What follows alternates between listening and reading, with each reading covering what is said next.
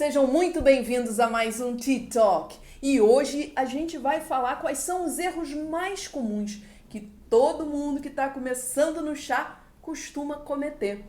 Eu sou a Carol, ela é a Carla, nós somos sommeliers de chá e especialistas em chá da Chá Pra Quê. E a nossa missão é fazer você beber mais chá e também formar os novos especialistas e empreendedores de chá no Brasil. Sim. E eu acho que pelo menos um erro todo chazeiro cometeu. Com Pelo certeza. menos um desses Não, vários, erros, né?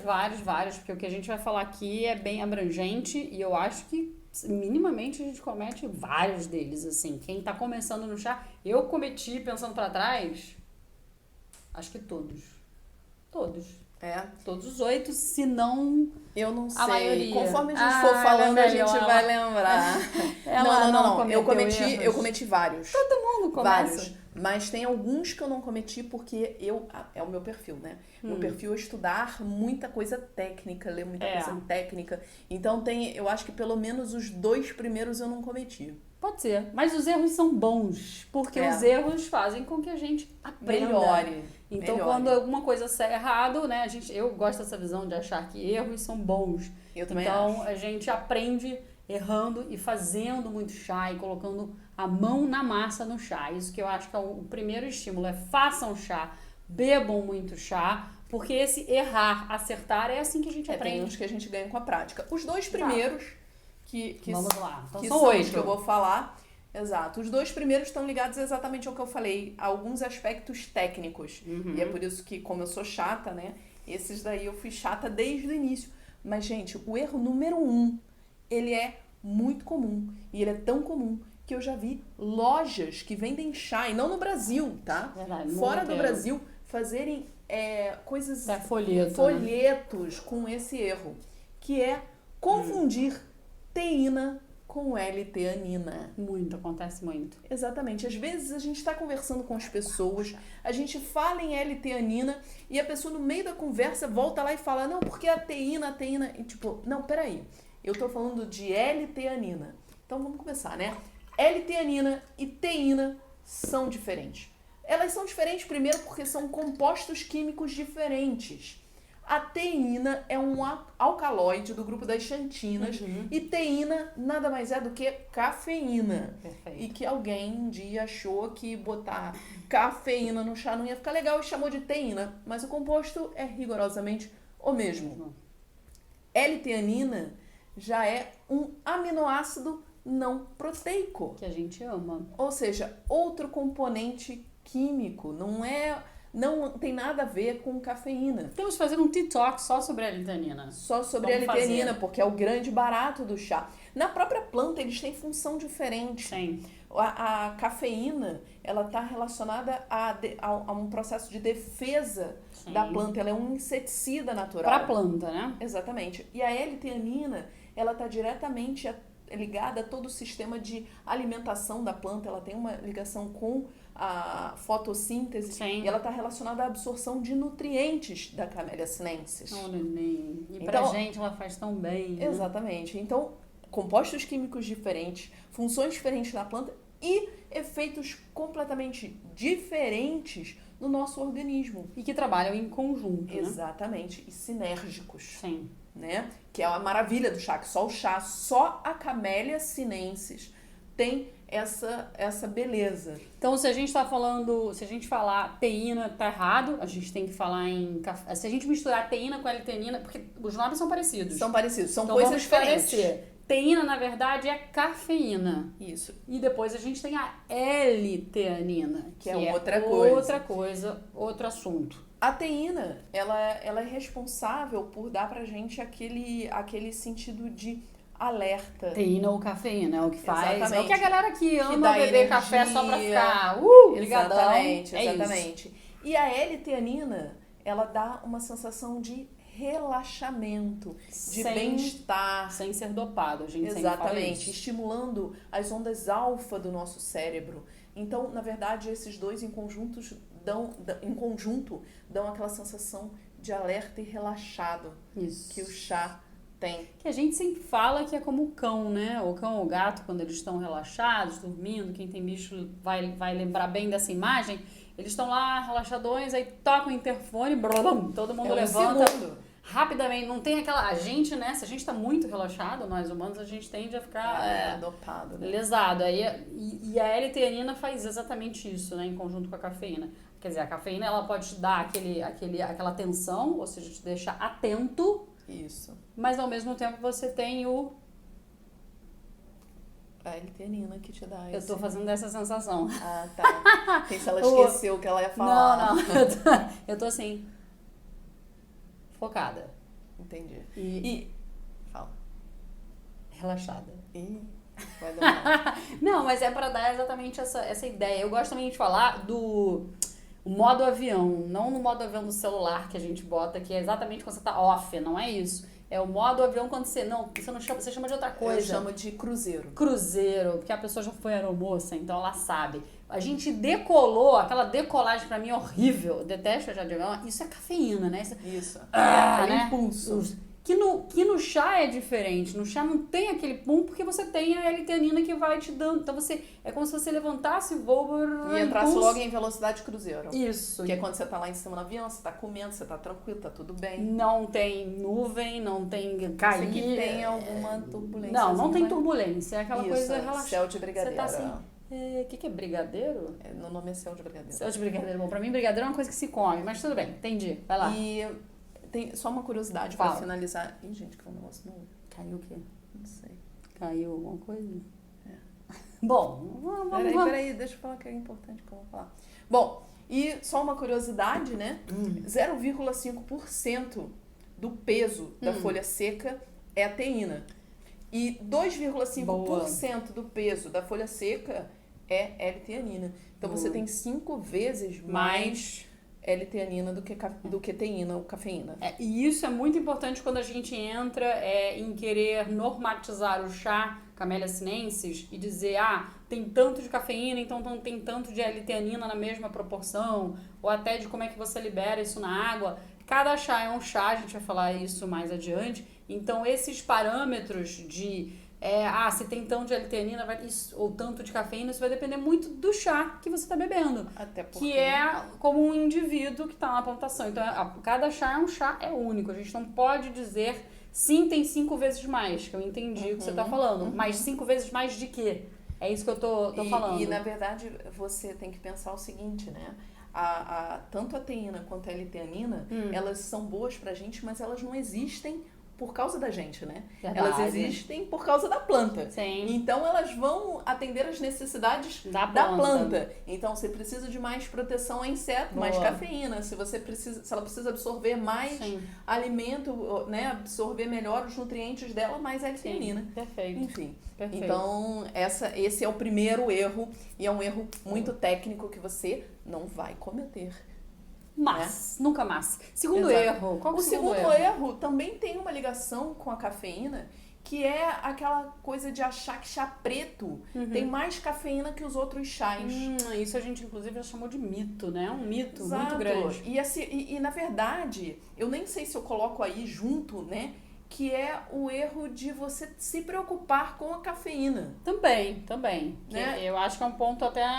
paralelo a isso, né? A gente não tem que se preocupar com a cafeína. Exato. Se você se preocupa ainda com a cafeína do chá, dá uma olhada no nosso vídeo, a cafeína do chá e os pandas, que a gente fala sobre isso em detalhe. E não satisfeitas, a gente bota pelo menos uns 15 ou 20 links de estudos científicos corroborando tudo que a gente fala no vídeo, que eu sempre digo, é aquele para você mostrar pro nutricionista ou pro aquele teu médico que fala pra você não tomar chá por causa da cafeína. Mostra esse vídeo com todos os estudos. Então, se preocupar com a cafeína. E, às vezes, achar que o chá preto tem mais cafeína. Mas aonde que você acha que vem esse erro, esse mito, né? A gente já falou algumas vezes disso, mas acho que sempre vale a pena repetir.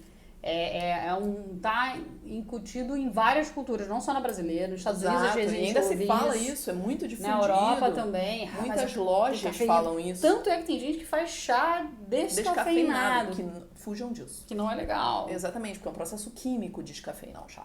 Mas da onde vem isso? Isso vem do seguinte... os estudos que se fizeram inicialmente, né, com chá preto, para dizer que era mais cafeína, Hoje, a gente sabe que o que influencia a quantidade de cafeína? O terroir, né? Então, aonde que cresceu, em que época do ano cresceu aquela planta. Então, se ela estava mais suscetível ao ataque de insetos, Sim. você vai ter mais cafeína. Tempo e temperatura de infusão. Quanto mais alta a temperatura e quanto mais tempo de infusão, mais cafeína liberada na água. E o que aconteceu? Quando eles começaram a testar com chá preto, que você faz o quê?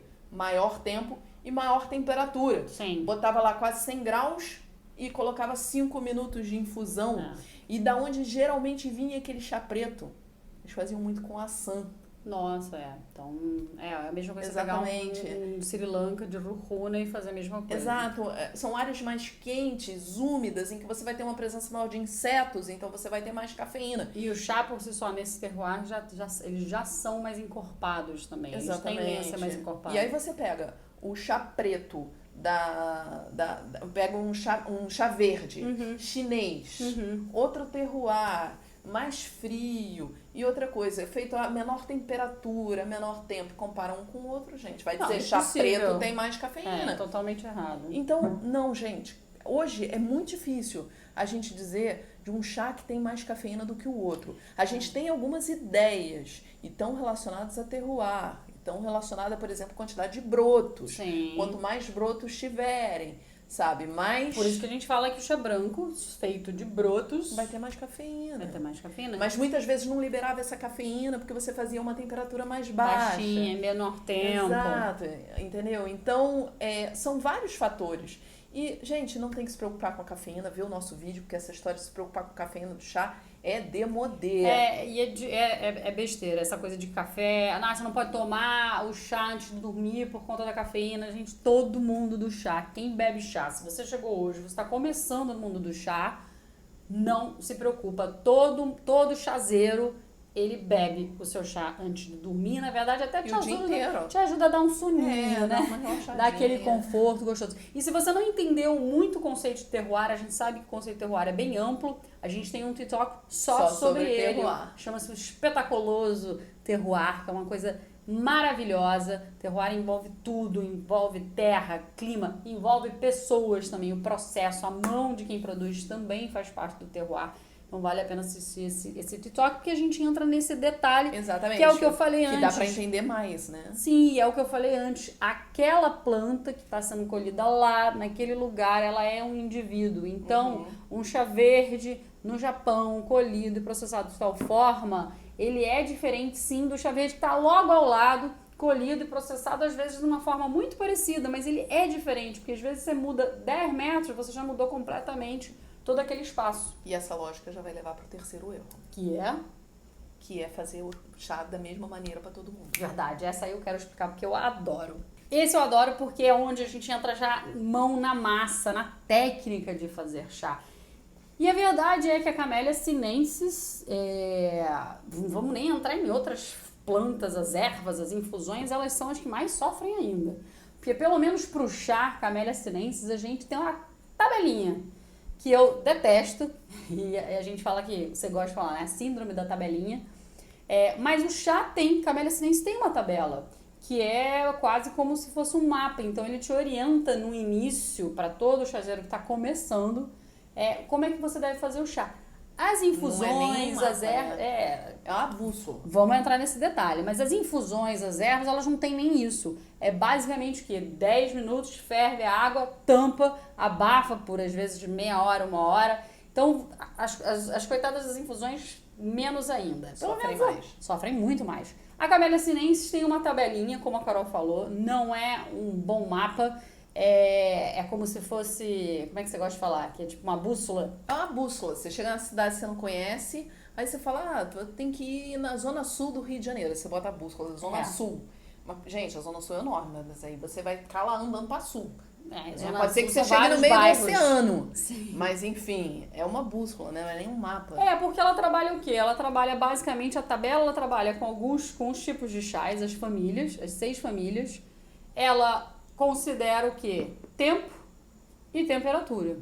Então, ela não considera outros parâmetros, que é o que a gente tem que pensar sempre no chá, que são basicamente o quê? A gente trabalha com 5 parâmetros principais. Então, a gente está falando de folha, né? Que tipo de chá, que família de chá que eu tenho. Então, só nesse aspecto aqui eu estou dizendo, bom, eu tenho um chá verde, ok, então é uma família. Dentro da família dos chás verdes, que chá verde que eu estou trabalhando?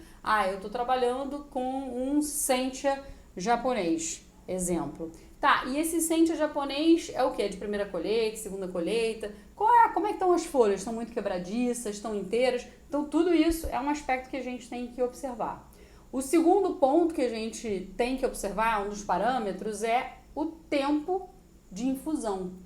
Tá? Então, tempo é uma coisa importante numa infusão. O outro ponto é a água, quantidade de água, volume de água que a gente vai trabalhar, né? Para o quê? Proporção de folhas. Então, a gente falou em tipo de folha, mas agora a gente tem que falar a quantidade. E a água, a qualidade da água também. Sempre. Qualidade de água é o mínimo que a gente tem que ter. Você pode ter um chá maravilhoso. Se você tem uma água péssima, você mata o chá.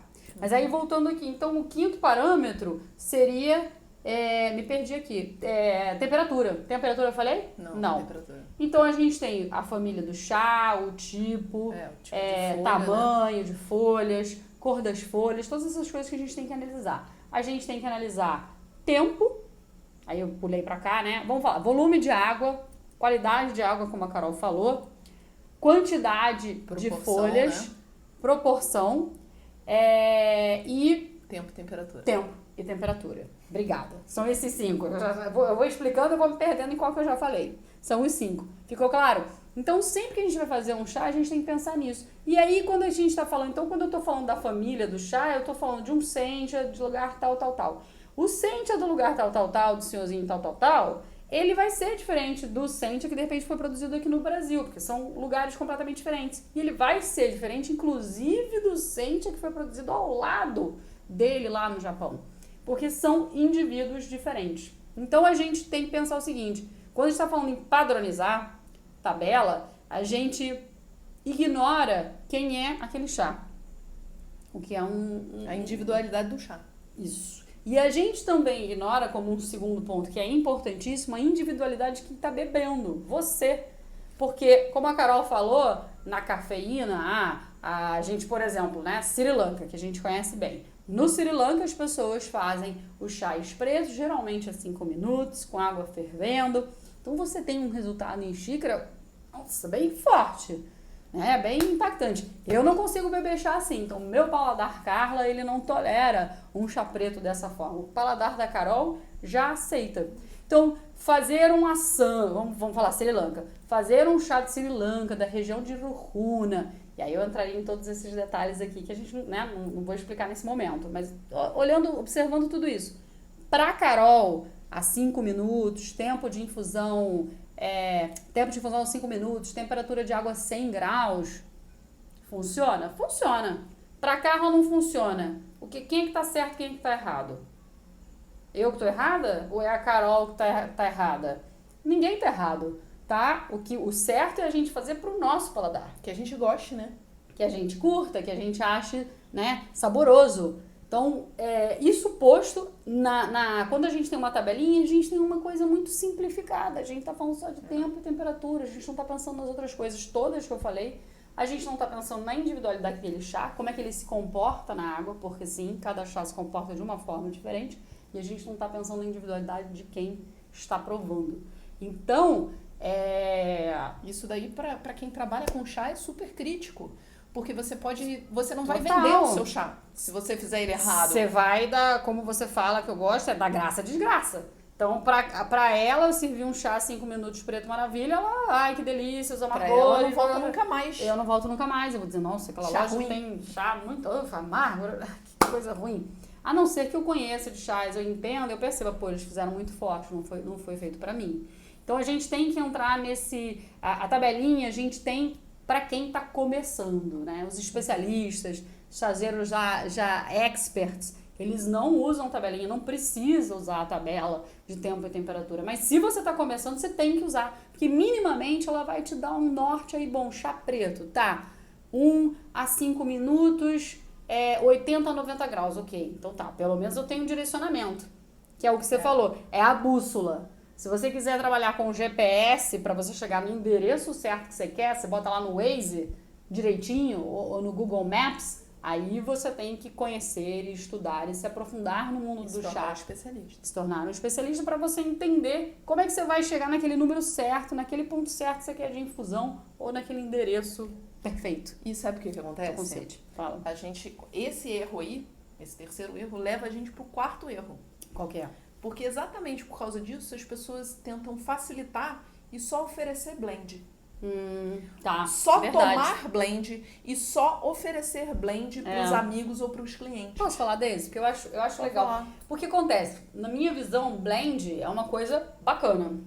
Porque ele é uma porta de entrada para todo mundo que está começando no chá. E tá tudo bem. Por exemplo, quem vai ter um negócio de chá, seja uma loja virtual, seja uma marca, você tem que ter blend no início, porque é assim que você chama as pessoas que ainda não entendem de chá para o seu lado. É assim que você atrai elas. E é assim que elas começam a ganhar confiança em você, no seu trabalho como especialista, como empreendedor do chá. Tá tudo bem, tem que fazer isso. Só que tem um dado momento que a pessoa fica só naquilo, né? E aí a gente tem uma frase de uma amiga nossa que eu gosto muito dessa frase dela, pra mim é uma super sacada. A Renata fala, eu descobri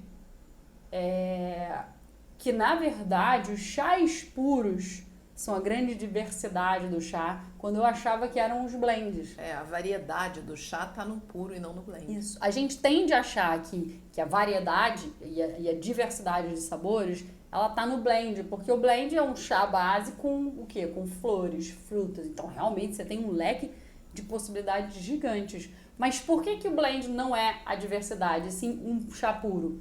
Porque no chá puro, você vai encontrar várias notas e aromas e sabores num único chá.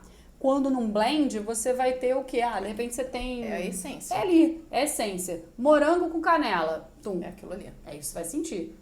E o puro ainda varia com a safra, ainda varia com o terroir, ainda varia de um ano pro outro, entendeu? E é uma delícia isso. Isso é infindável. maravilhoso. Ainda mais se você pega um chá puro de folhas soltas. Não tô falando de um chá de saquinho, que às vezes pode até ser puro, mas se você tá trabalhando com a folha solta, aí você entra nessa especificidade. Por exemplo, um chá pode mudar sim de um ano para o outro. Claro que ele vai mudar. Se você está provando um chá e você diz, nossa, mas eu comprei esse chá ano passado. Tá diferente. Tem que estar. Isso é bom. Né? A gente não quer... Não existe o padronizado. O padronizado na indústria do chá é quando você produz um chá de saquinho e aí você diz, bom, eu quero fazer um English breakfast, um blend de chás pretos. Você faz um corte, que a gente chama, né? Para você ter aquele perfil de sabor sempre. Exato, o English breakfast. É isso, o Earl Grey, o Lady Grey, que são blends também, mas o English Breakfast eu tô pegando como exemplo porque o English Breakfast é um blend de puros, digamos assim, né? De chás pretos unicamente misturados. Então eles são puros misturados e eles dão um perfil de sabor que quem vai lá tomar em chá de saquinho, ela quer sempre sentir aquele sabor e tá tudo bem nisso. Só que quando você tá trabalhando com as folhas soltas, na verdade, o que você quer... Puro, né? E chá puro, você quer que exatamente você perceba que tá diferente porque...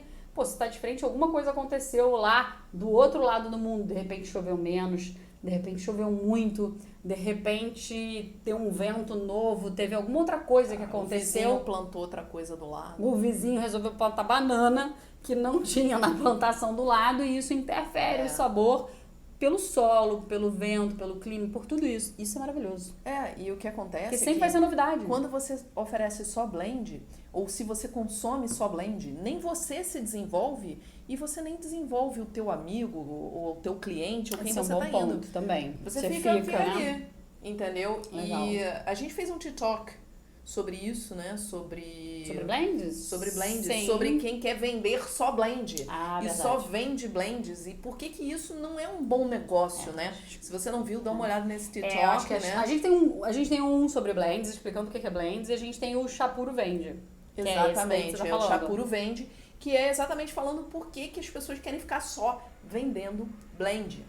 Que é legal, é um atrativo, mas você tem sempre que trabalhar também com chás puros, porque como a Carol falou, você traz a pessoa pra você e aí você começa a mostrar exatamente a outra diversidade.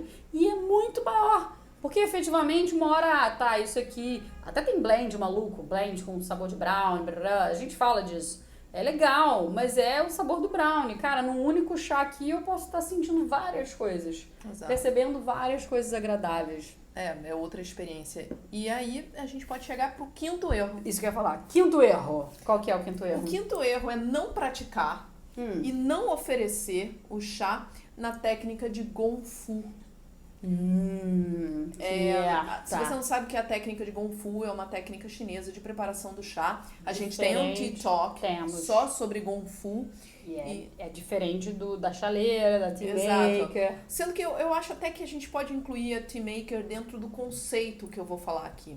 Qual é o grande lance do Gongfu? Primeiro, quem toma chá mais tempo nesse mundo todo são os chineses. E os chineses fazem Gongfu. E isso deve ter um motivo.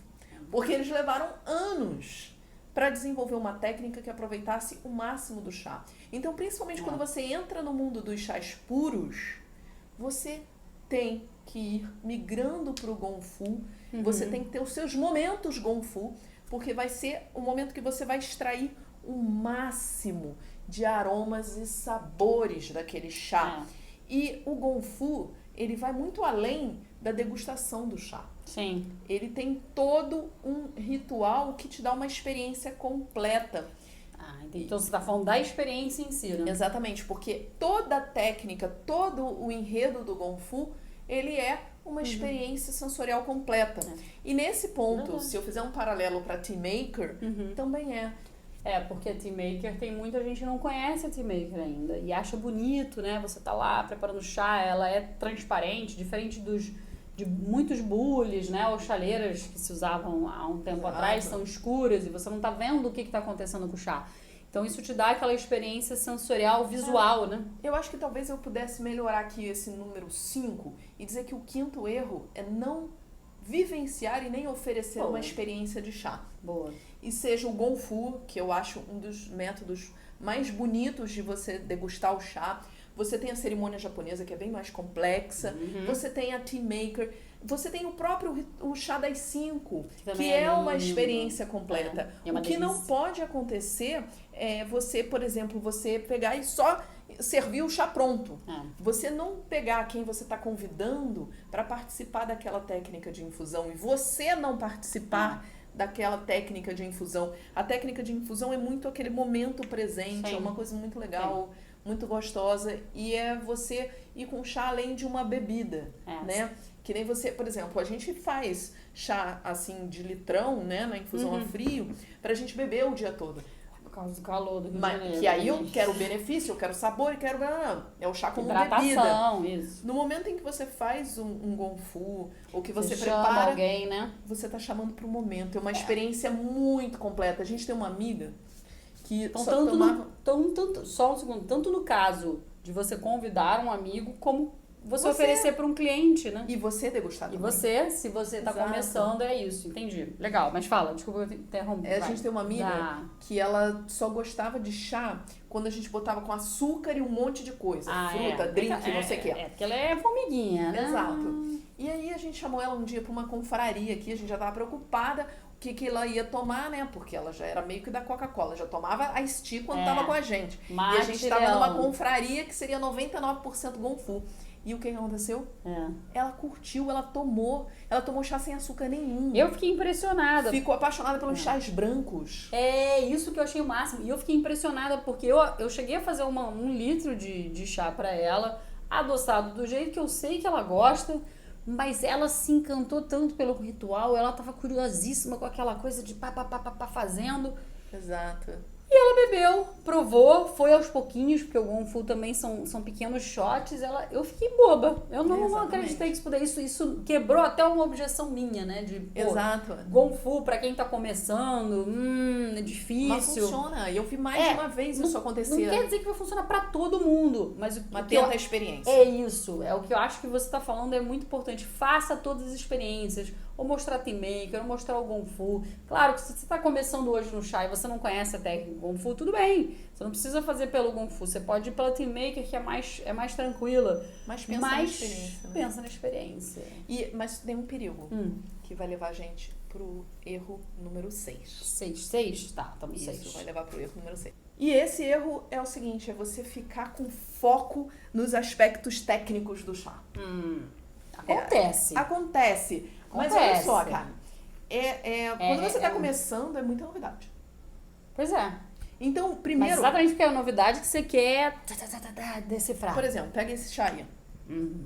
Que chá é esse, Carla? Foi eu que fiz, aí não adianta. Não, mas que chá é esse? Chá Qual é o verde. nome? Não, o nome não sei porque tem em chinês. É o Duyun Maojian. Tá vendo? Ela é ótima pra isso. E o que eu tô falando isso? Isso importa pro momento que ela tá vivendo aqui com esse chá? Do Yun Maojian, mudou alguma coisa? A gente tem que saber o nome dos chás, tem que saber. Mas sabe como é que eu fui decorando o nome de chá? Mas isso pra quem já quer trabalhar com chá. Não, mas não é só isso não. Pra quem gosta também. Sabe como é que eu fui decorando o nome de chá? Provando, falando, nossa, isso é bom pra caramba. Eu quero comprar de novo. Qual é o nome desse chá? É verdade. Aí você... Pá. Google. Não, você lê e fala, isso daqui é um Tiquanyin. Aí entendi. você fica, um Tiquanyin. A terceira vez que você tomar um Tiquanyin, você já sabe que você chama Tiquanyin, é isso aí. Então, verdade. Atenção. É uma boa, qual é o nome boa do chá? ideia. Isso é um Milanchan, isso é um nananã, isso é um Alishan, isso é um não sei o que lá. Gente, Não tenso. precisa. Não precisa. Pra você curtir o chá, pra você degustar o chá, você não precisa. E com o tempo, esses nomes vão ficando comuns pra você. Sim. Você daqui a pouco tá falando com a maior intimidade, principalmente daqueles que você gosta. Eu tava E falando... você não vai saber todos, tá? Tem muito chá que eu não sei o nome e que alguém fala, e eu vou lá procurar o que é, pra ver o que é. Até porque o mundo do chá é enorme. Então você tem milhões de tipos de chás o tempo todo, dentro de todas as famílias. Os chineses fazem uma bagunça às vezes. É uma zona. Exato. E aí, engraçado que hoje eu tava falando sobre isso com uma aluna, porque ela já tava querendo entender os lugares, então esse chá é de tal região e esse é de tal região. Eu falei, respira. Exato. Falei, a parte teórica é super importante, é essencial pra gente entender de chá, pra gente evoluir o nosso conhecimento, mas a parte teórica é o que a gente sempre volta, porque isso que eu tava falando pra uma aluna nossa. Então, quando você tá estudando chá, você vai olhar a teoria, são os fundamentos, os pilares do que é chá, mas daí você tem que começar a fazer, aprender a beber, saber, entender como é que é ele, e não necessariamente tanto na parte técnica, como a Carol tá falando, mas sim degustar, vivenciar. Vivenciar não é dizer, nota tal, aroma tal. A gente faz isso, é legal, faz parte também do nosso trabalho, faz parte do trabalho de um sommelier, mas o mais interessante é a gente sentir o chá e depois entender, esse aqui é um verde da China, tudo bem, da região de tal. Aí você começa a conhecer qual é a característica, perfil de sabor de chá chinês, perfil de sabor de chá japonês. japonês. Tem que provar, tem que fazer, muito. Tem que ter essa experiência para depois a gente voltar para o técnico.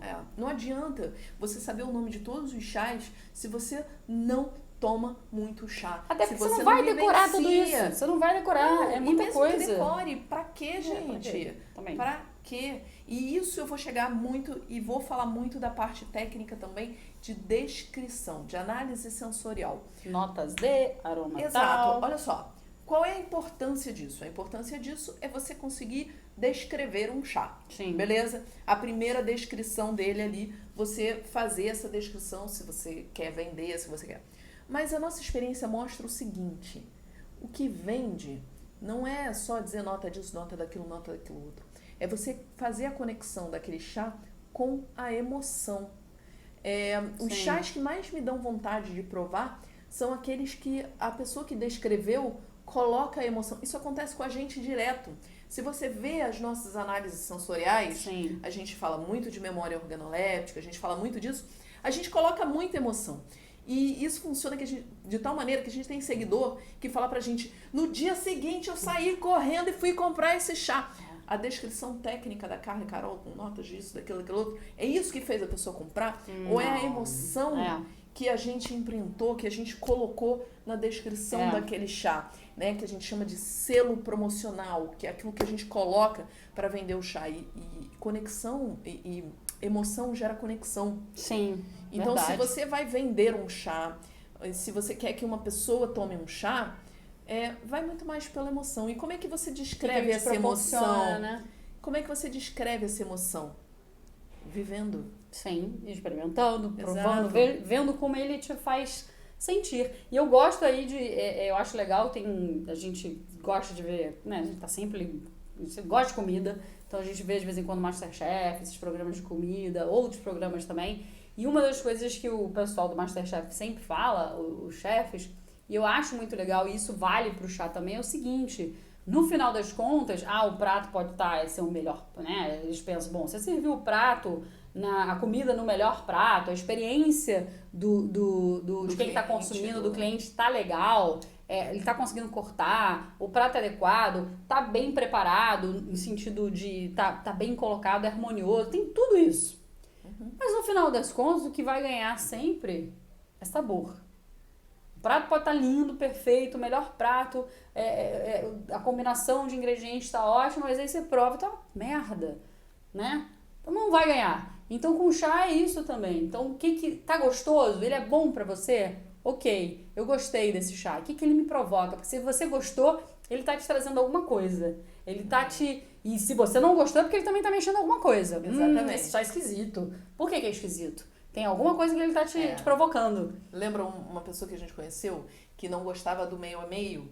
Que era chá preto com limonada. Limonada, porque quando era criança, a mãe dava limão como remédio.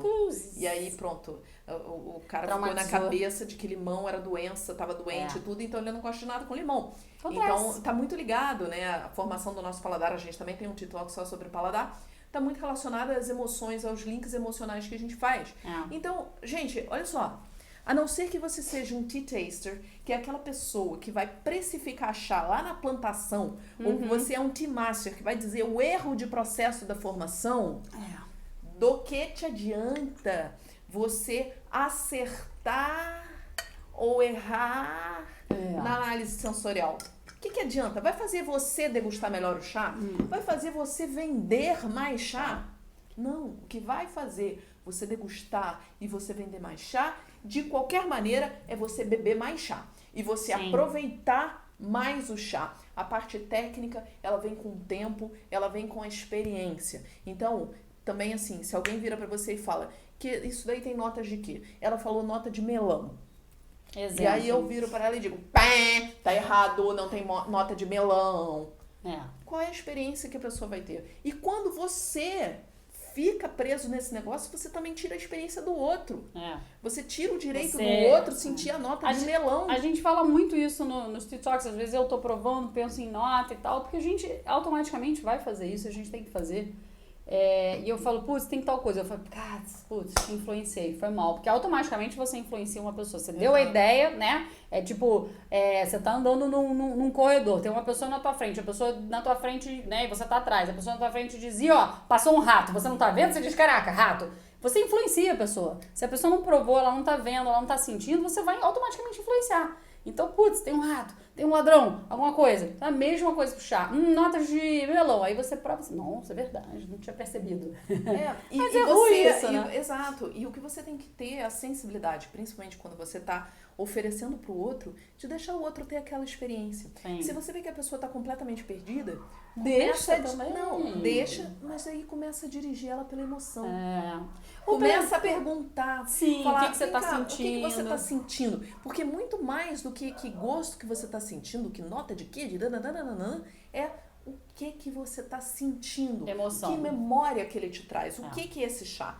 Agora, se você quer ir para essa parte sensorial, de sim, eu quero descrever um chá tecnicamente, isso é legal também, assim, não descartando isso, mas a gente está falando dos erros de quem começa a beber chá. Então, né, se você já bebe chá e você quer ir para essa direção, você tem que desenvolver isso aos poucos também, à medida que você vai provando vários chás. É experiência. É experiência, é provar também aquele chá, aquele mesmo chá, de diferentes formas. Provar ele na infusão a frio. A gente vai chegar no 7º erro agora. Provar ele na infusão a quente, no Gong Fu. Provar ele na infusão a quente, na Tea Maker. E aí chegamos no 7º Provar ele erro. na quente, gelado. Ela tá se adiantando. Vai lá, vai. O 7º erro. E eu Qual vou que deixar é? você falar tudo sobre ele. Qual que é? Gente, esqueci. Não Qual que é o 7º erro? Testar. Não Obrigada. prestar. Verdade, coisa que eu adoro fazer. Eu adoro testar o chá. Eu adoro testar acho que vem muito dessa coisa da gastronomia, né? A gente fala chá, a gente tá falando de chá, Camellia sinensis, dentro da gastronomia, dentro de uma bebida que nos traz sabores, aromas, possibilidades, sensações, emoções, como a Carol descreveu aqui bem. E quando a gente está provando, está conhecendo o chá, a gente não pode ficar na tabelinha, porque a tabelinha ela é rígida, a tabelinha diz que é tanto tempo, tanto de temperatura, só diz isso, não considera o chá, não considera tudo aquilo que eu expliquei, e é só isso. Algumas vezes até te dizem, dá 3 infusões. Mas dá 3 infusões, só isso. Eu posso chegar e dizer, bom, esse chá aqui, eu tenho praticamente certeza na técnica que eu fiz, que ele vai me dar 2 infusões na infusão a frio. Cara, mas assim, eu fiz de um jeito. Se você altera um daqueles parâmetros que a gente conversou, um daqueles parâmetros, vai mudar completamente. Então, testar o chá de diferentes formas é você dar a ele a possibilidade de ser mais do que ele é, na verdade, e não limitar. Tipo, peguei também, fiz o chá, testei a segunda infusão, não ficou bom, então não serve. Não, peraí, de repente você errou algum parâmetro, podia ter feito com mais temperatura, menos temperatura. E você só vai dominar a técnica da infusão testando. Sempre tem que testar. Nunca abandone seu chá. A gente sempre diz isso. Então, se seu chá tá meio lavadinho... A gente tem uma aluna, a Júlia, eu adoro dar o exemplo da Júlia, gente. A Júlia, ela tira água de pedra. Praticamente... Leite de pedra. Leite de pedra, obrigada. Água, eu nunca sei esses negócios. O que eu quero dizer com isso? Cara, não tem alguém... Ela bebe chás puros, etc. Mas quando ela vai pra rua, ela leva, às vezes, um chá de saquinho. Eu nunca vi alguém conseguir tanto resultado de infusão de chá de saquinho. Porque o que a gente ensinou pra ela, que é testar... Que aí, olhando parâmetros, ela consegue fazer uma maravilha. Milagre. A gente não ensina como infusionar chá de saquinho. Não, porque isso seria receita e seria tabelinha. A gente não dá receita nem tabelinha. A gente ensina como que você domina a técnica. E com aquela técnica você infusiona qualquer chá do mundo. Então, não olhando os parâmetros, observando tudo isso e testando. Você imagina, se eu tenho 5 parâmetros, quais são as possibilidades que eu tenho para aquele chá? Muitas, tem que fazer fatorial, tá? Exatamente. 5 vezes 4 vezes 3 vezes 2 vezes 1. Eita, aí faz você, porque eu não sei. Mas eu sei que são várias, porque eu tenho 5 parâmetros para alterar. Então... É muita coisa que eu posso alterar sendo para que cada testar. um desses parâmetros também tem subparâmetros, né? Por quê? Porque, por exemplo, o tipo de folha tem um milhão de parâmetros. Sim, só a folha, só do chá. Possibilidade. Só que do chá são subitens, né? Exato, é isso que eu tô falando. Então são muitas coisas. Então você não testar o chá, você perde muita coisa. Exato. E agora vamos para o 8º e último erro de quem está começando a fazer ou beber chá, que seria... Não reinfusionar. Esse é um erro bem principiante. Aí joga dinheiro fora. Joga chá fora primeiro. Porque jogar as folhinhas de chá já dá uma dor. Exato. E jogar o dinheiro, a gente também tem que cuidar do dinheiro, né? Porque você chá não é graça. Máximo. Esse erro é muito comum para quem tá começando. Mas não é um erro das pessoas, eu vou defender. Isso é um erro de quem vende, de quem produz. Eu não vou dizer tanto de quem produz. Porque quem produz lá na plantação não necessariamente às vezes tem contato direto com as pessoas. Exato. Mas muita gente que vende, inclusive lojas grandes, o que acontece? Não passa essa informação. É ruim, isso é feio. Eu acho que a gente fala para os nossos alunos, você como empreendedor, especialista em chá, você tem que dizer quantas infusões aquele chá que você está vendendo dá. E diga no mínimo, e se o seu cliente vai tirar mais infusões daquilo, maravilha, parabéns para aquele cliente. Você tem que dizer, no mínimo 3 infusões. É o mínimo que você tem que falar também. Porque eu acredito fortemente nisso. Quando você explica isso, você cativa o cliente. Você faz com que o cliente volte para você e diga, nossa, então eu paguei por isso, eu paguei um bom preço, mas eu sei que ele vai me dar bastante infusão. E muita gente acha que o chá é caro, o chá de folha solta, porque não tem essa informação. Porque ele acha que ele vai usar 2 gramas ali e vai fazer uma xícara. E a gente já explicou isso em vários TikToks. O preço por xícara da folha granel é bem mais baixo do que um chá de saquinho, por exemplo. Sempre. E então, chá de saquinho sempre vai ser mais caro. E aí é o erro de você não reinfusionar. E se você é um profissional do chá, você não explicar para as pessoas, para os seus clientes, que você pode reinfusionar. Blends vão reinfusionar menos vezes. Tem blend que não faz 2 infusões, mas tem blends que vão fazer 2 infusões pelo menos. Com muita sorte. Chá puro, gente. Chá puro é mínimo dos mínimos 2 infusões Não, ou 3. 3, no mínimo 2 infusões no chá puro. Dependendo da técnica que você faça. É, também, porque se a gente falar de Kung Fu, nossa, você perde a conta. Isso Às a gente vezes tá a falando gente de perde a matchmaker, conta. perde a conta, E total. além de você perder dinheiro, né? Você literalmente jogar dinheiro fora, o que acontece? Você não conhece a personalidade do chá. Verdade. Porque Até o chá onde ele vai. é uma conversa que você faz com ele, né? Primeira infusão, segunda infusão, terceira infusão, e o Kung Fu é maravilhoso para isso. E às vezes o chá te surpreende. Ele tem ali uma primeira infusão boa, uma segunda boa, e de repente vem uma terceira infusão que é a melhor de todas. É. Todo chazeiro sabe disso. Você senta e fala, Nossa. essa infusão aqui. Então, você pegou aquele chá que era tímido. É. Aí ele ficou ali, né? Tímido, e de repente Crescendo. ele mostrou quem ele é. Ou então tem aquele chá que ele já chega chegando. É. E aí depois ele vai. Então você conhece o que a gente chama de personalidade do chá. Lembrando que ela nunca é crescente ou decrescente. Ela pode também ser assim. Então, como É. a Carol falou, de repente você tem uma quarta infusão maravilhosa e a quinta... Morreu. É. Mas aí, CTI, calma. Vamos ver. Vamos dar mais uma nova chance pro chá. Vamos não... aumentar a temperatura, vamos diminuir a água, vamos fazer... Vamos mudar os parâmetros, não desista do seu chá e de repente eis que surge uma sexta, sétima, oitava infusão maravilhosa. Isso acontece, a gente já viu isso com variados e variados chás. Então, pra gente saber até onde ele vai, a gente tem que testar. Que era a sétima. O anterior. E o múltiplas infusões, como a gente Você tem sempre que fala. reinfusionar e você tem que comunicar que chá pode infusionar mais de uma vez. Muito importante isso. Geralmente é uma excelente informação, as pessoas gostam muito dessa informação. Isso que é merecinente, tá, galera? Porque múltiplas infusões para as ervas não... Acho que a gente testou, não funcionaram. Entendeu? Camomila, eu posso garantir que não. Hortelã também não. Hortelã também não. Hibisco também não. Não conheço todas. Não é a nossa expertise. A gente trabalha com Exato. camélia sinensis. Isso. Mas camélia sinensis, sim. Yes! Você pode reinfusionar e você testando, Testando. você descobre até onde ela Sem vai. testar, chá puro dá minimamente 3. Testando, você pode ter muito mais. Essa aqui é a questão. Exatamente. E, gente, é isso. Eu acho que esses são os 8 principais erros que a gente conseguiu compilar aqui. Alguns a gente cometeu. Sim, a gente já jogou muito chá fora. Com Sim, a certeza. gente não testou. Quando Sim, a gente caiu na parte técnica. Quando eu descobri que eu tava jogando o long fora, eu quase tive assim uma...